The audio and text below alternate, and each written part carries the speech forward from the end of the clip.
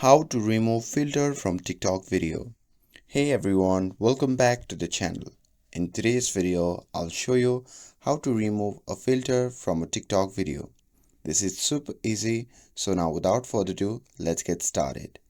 So first thing first, open the TikTok app on your phone. And once you have opened it, simply tap on the plus icon at the bottom to start recording. And once you have done that, simply record your video as usual. Now there are two ways to remove filter. If you have applied an effect, simply tap on effect option again and this will remove the current effect from your video. And the method 2 is to use no effect option.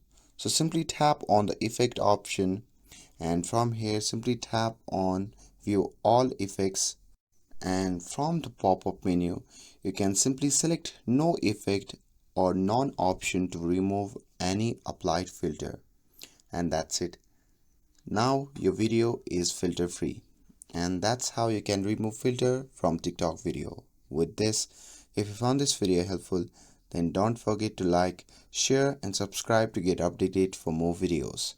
Thanks for watching and I'll see you in the next video.